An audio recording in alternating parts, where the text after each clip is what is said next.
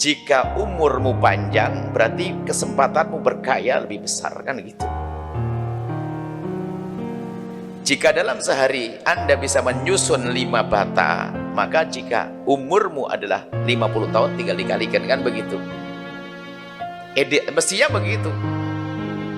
Jika umurmu panjang, berarti karyamu harus banyak dong. Amalmu juga banyak. Kebaikanmu juga banyak. Umumnya seperti itu. Cuman ada yang tidak umum. Nah, ada orang ini umurnya panjang, ini nggak umum lagi. Alangkah banyaknya orang yang umurnya panjang tapi nggak ada, tidak karya yang bisa ditinggal, amal baik nggak ada kesan, sehingga apa? Setelah dia meninggal dunia sudah hilang semuanya, nggak ada yang bisa menyebut, seolah-olah tidak pernah ada di dunia ini. Padahal umurnya 150 tahun atau 100 tahun. Tapi ada sebaliknya, orang yang umurnya tidak panjang, akan tapi Allah memberkahi umur tersebut, sehingga biarpun umurnya pendek, 40 berapa tahun umurnya, tapi karyanya berjilid-jilid ke Imam Nawawi. Sampai orang hari ini ngebayangin, gimana Imam Nawawi yang umurnya cuma sebegitu kok bisa ngarang kitab berjilid-jilid. Kitab Majmu' saja secara Majmu' 23 jilid. Kitab ini Raudhah berapa jilid. Ini berjilid-jilid. Hari ini saja kalau kita ngetik bertahun-tahun nggak beres kayak ini. Zaman itu belum ada mesin ketik. Zaman itu kalau nulis dicelupkan di tinta, 2 huruf yang bisa ditulis, 3 huruf yang bisa ditulis.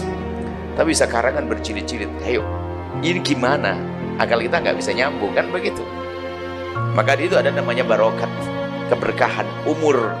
Nah itulah yang kedua tadi, rubba umrin qalilatun amadu, alangkah banyaknya masa kehidupan manusia, sedikit masanya.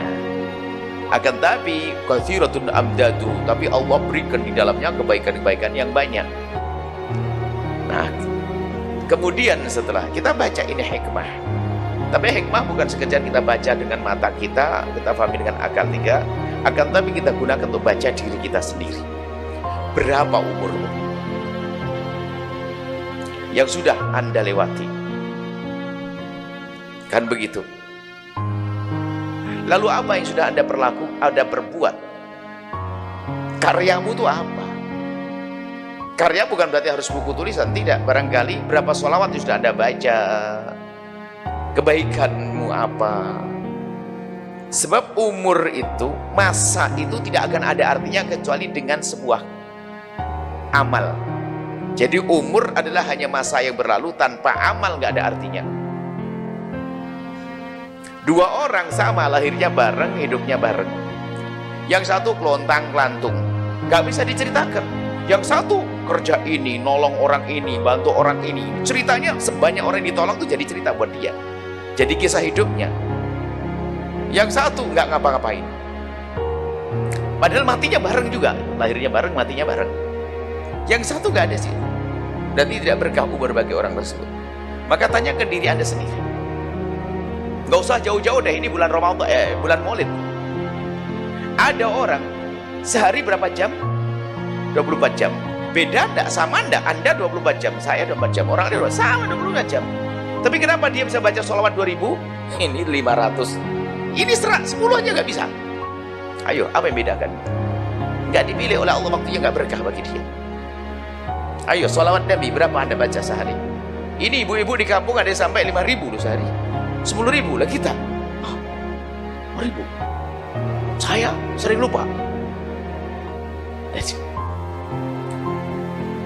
Nah ini kita harus merenungi diri kita sendiri. Makanya kalau sudah waktu diberkahi, Allah mudahkan kita untuk berkarya yang banyak, berbuat banyak. Ada seorang ibu yang Masya Allah, dia malam bisa ngaji, pagi nyiapkan sarapan buat anaknya, buat suaminya, besok pagi ngantarkan sekolah anaknya, pulang bersihkan dapur rapi-rapi, segala macam, ngaji 3 juz Al-Quran. Ya ada ibu begitu tuh. Padahal dia sibuk tapi berkah hidupnya. Suami merasa terlayani, anaknya diantarkan sekolah, lihat sarapan dia sendiri masak, nggak pergi ke warung, sehingga ternyata bisa begitu. Kenapa? Itu berkah hidupnya. Dan itu adalah juga taufik Rabbani, bimbingan dari Allah.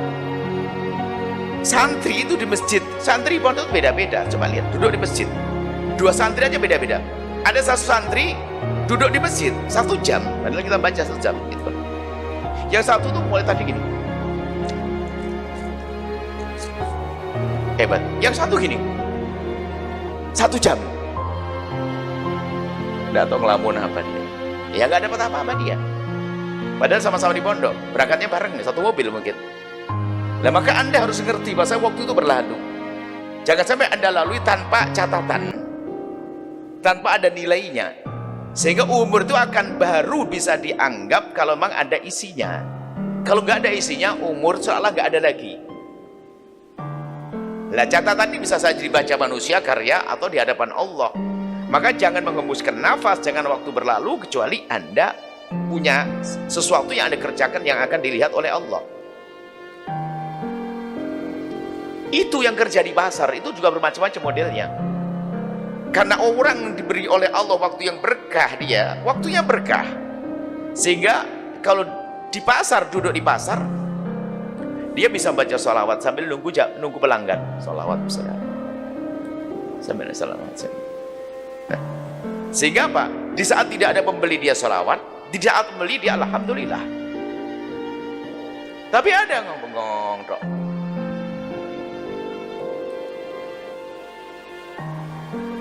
garuk-garuk. Yes, ini model begitu nih, karena tidak berkah. Makanya jadilah Anda berkah. Makanya yang ulama mengatakan tafakur, menghidupkan tafakur, kesadaran itu penting banget. Sehingga Anda naik motor, Anda punya kendaraan di mobil, paling tidak Anda harus punya jatah berapa rakaat setiap hari ya. Saya pulang dari ini ke kantor, dari kantor ke ini berapa jam, 1 jam 2 jam, berapa? Mungkin Anda harus punya jatah berapa rakaat yang aku lakukan di atas mobil. Ayo, bukan yang motor, ya Allah macet kemarin, oh macetan sekarang, dari gimana? Astagfirullahaladzim, ya itu apa itu? Ya aja deh, bicara macet, macet nih macet. Tapi karena orang ini orang diberi jadi oleh Allah berkah, macet dia nyantai. Kalau macet berarti sampai di rumah 1000 sholawat, nggak macet 100. Tenang aja, nggak gampang stres, awet mudanya. Jadi maksudnya hidup ini harus kita isi dengan kebaikan-kebaikan. Nah, untuk menjadi orang bisa mengisi kebaikan, subhanallah, ini adalah taufik Rabbani, pemberian dari Allah. Maka sadarilah kalau Anda tidak dipilih Allah, banyak istighfar. Kenapa kita tidak punya karya, nggak punya? Ada orang bisa tulisan banyak dalam hidupnya. Ada orang selembar saja nggak bisa nulis. Padahal ilmu juga ada dia.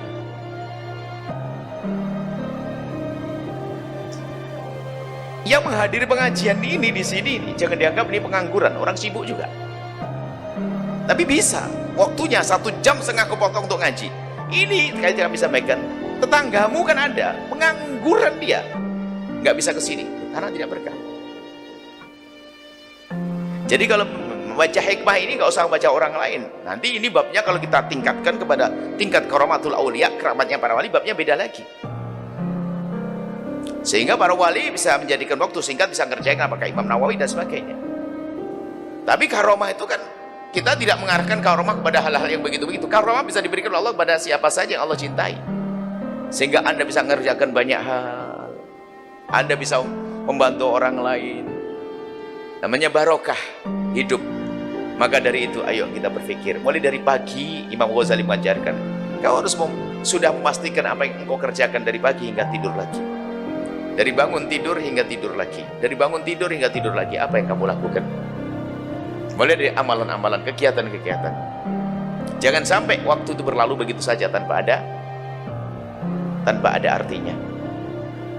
Dan ini menjadi waktu itu bernilai buat kita. Tanpa karya, tanpa perbuatan, tanpa amal, maka waktu itu hanya berlalu dan tidak ada artinya buat kita. Apalagi jika dengan kemaksiatan. Subhanallah, ini memang kadang-kadang kalau kita merenung benar juga, ini kalau tidak dipilih Allah nggak bisa ngapa-ngapain, lupa berbuat baik. Gini saja, lihat bermacam-macam kok. Ada yang datang ke masjid ini niat iktikaf dapat pahala, ada yang enggak ya, banyak enggak, kayaknya lupa, Anda buru-buru datang ada tempat. Yang ingat berarti dipilih oleh Allah, ingat kebaikan. Makanya banyaklah kita memohon kepada Allah untuk diingatkan kita untuk kebaikan. Dengan keluarga pun juga demikian. Kalau kita kembali kepada alam nyata, kita sering memberi contoh. Kerja di tempat yang sama, gajinya sama. Yang satu nggak punya anak, yang satu punya anak 2. Gajinya sama. Tapi yang punya anak itu, yang nggak punya anak itu bingung dok, duitnya habis terus, ngutang. Yang punya anak 2 itu biasa saja, nyantai, berkah. Padahal gajinya sama. Maksud kami apa? Jika ternyata Anda menemukan diri Anda tidak berkah, segera banyak menghadap kepada Allah agar berkah. Memperbanyak istighfar, merenungi hidup kita. Kenapa kok aku baca sholat atau juga bisa, ada apa? Bukankah sering kami hadirkan dalam hikmah yang kita sampaikan bahwasanya tanda kalau Allah mencintaimu itu Allah mudahkan engkau berbuat baik biarpun tidak pernah kau rencanakan. Enggak pernah direncanakan jadi baik.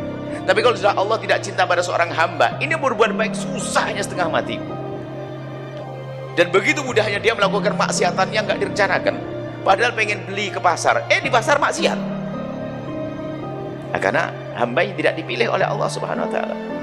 Dan ilmu ini bukan untuk nilai orang lain, nilai dirimu sendiri. Ada orang bisa bangun malam tahajudan, padahal tadi tidurnya juga telat, tapi kok bisa tahajud? Kenapa ya? Saya jam 10 tidur, tahajud kok berat banget. Tidak ada rasa berat melakukan kebaikan kecuali karena saat itu Allah tidak berkasih sayang kepada hamba tersebut.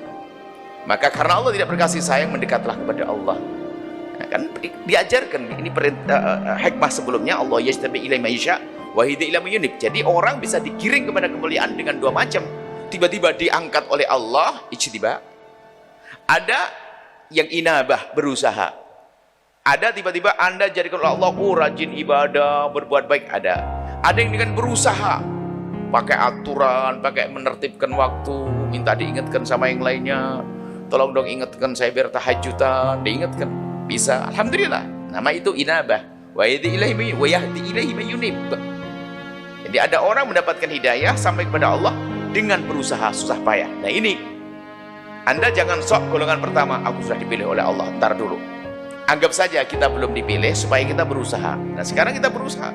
Mulai hari ini kita harus sebelum tidur, mohon maaf, berapa baris Al-Quran yang Anda baca dalam setiap hari?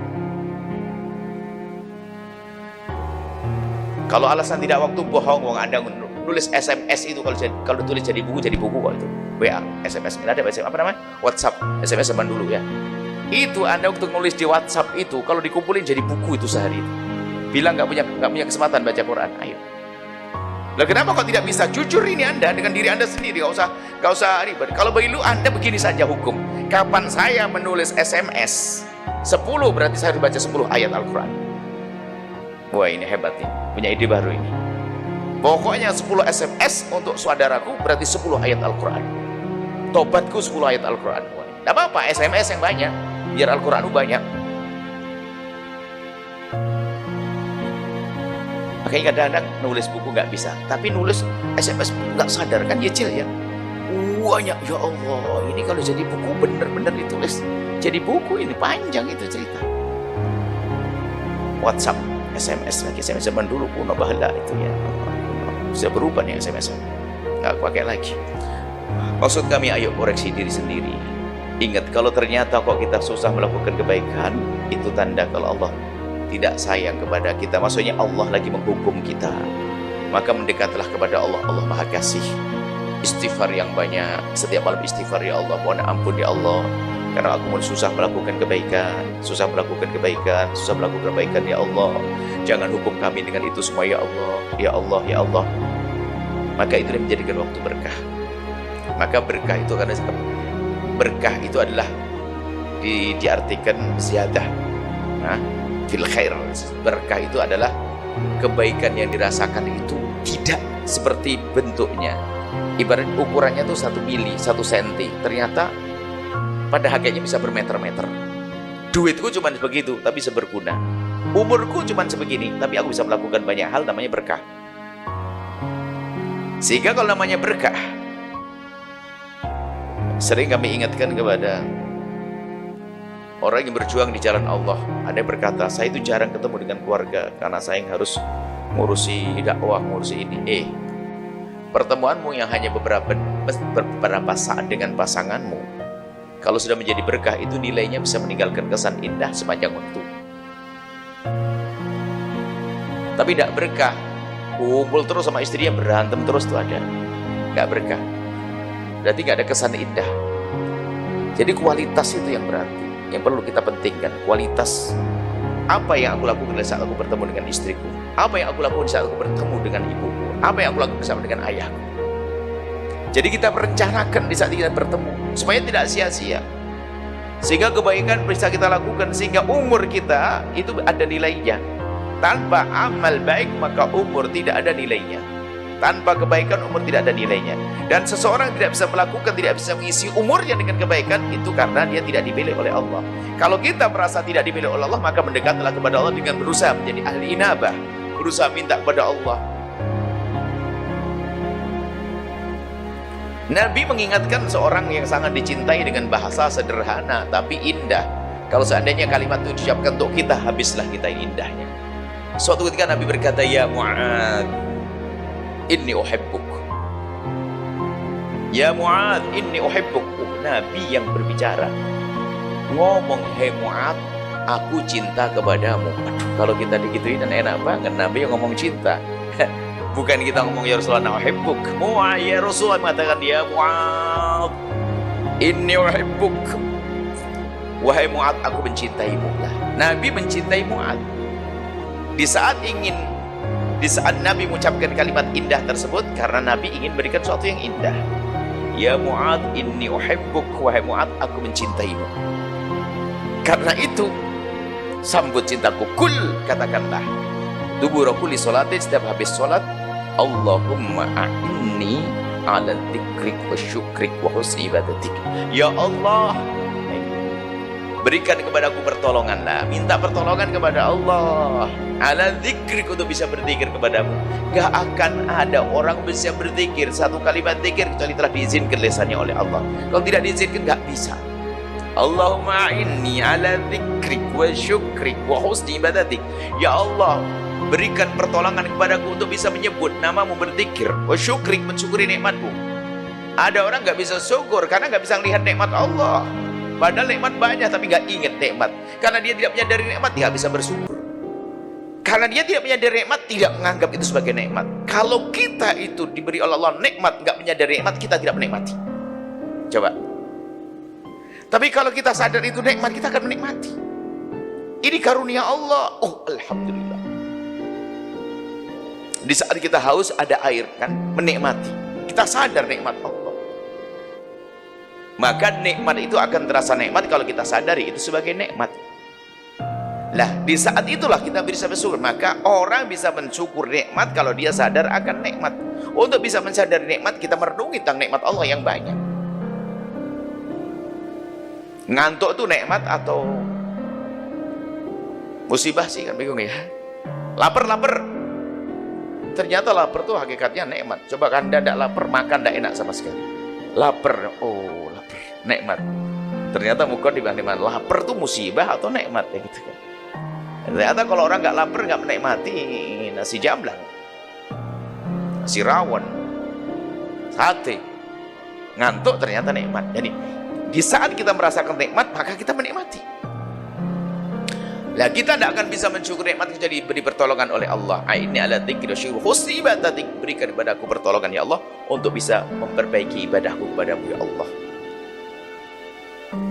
Tidak kurang dari 17 kali kita diajari oleh Allah, oleh Rasulullah untuk kita minta pertolongan kepada Allah dalam bacaan Fatihah kita. Coba mengabdi beribadah hanya kepada Allah. Iyyaka na'budu, kepadamu lah ya Allah aku mengabdi dan beribadah. Tapi nggak akan bisa kita berderma 500 rupiah, 1000 rupiah, nggak akan bisa kecuali Allah pilih Anda. Maka iyyaka na'budu, kepadamu lah ya Allah kami berbuat baik, kami beribadah, tapi sungguh kami tidak akan mampu beribadah kecuali dengan pertolongan darimu. Maka wa iyyaka nasta'in, kepadamu lah kami memohon pertolongan. Nah, maka banyaklah minta pertolongan kepada Allah ya setiap malam. Ya Allah, sadari ya Allah aku pengen besok pagi bantu bibiku tapi nggak punya uang. Ya Allah, berikan rezeki yang cukup dan bantu bibiku. Ya Allah, berikan. Doanya tak sudah merupakan sebuah pahala. Ya Allah, besok aku akan berbuat baik begini ya Allah. Semoga aku bisa sholawatan setiap hari malam. Aku kok tidak bisa sholat tetangga, aku bisa 2000, aku tidak bisa ya Allah. Doa terus, minta pada Allah. A'inni ala dzikri wa syukri wa husni ibadatik.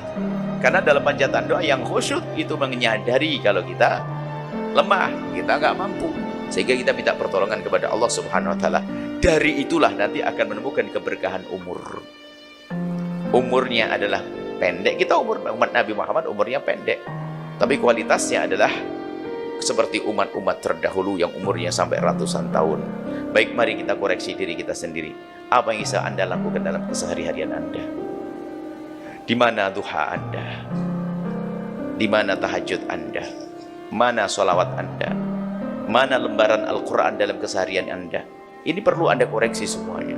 Kenapa orang lain bisa kok Anda tidak bisa? Jangan motivasi ini untuk berdasar, dia bisa, kita harus bisa. Ibadah juga gitu dong. Kenapa perjalanan Anda dari rumah ke kantor Anda nggak ada sholawat? Hanya bengong saja, ha? Kenapa? Anda sadar itu, Anda bengong kemarin, kalau di syuting lucu itu.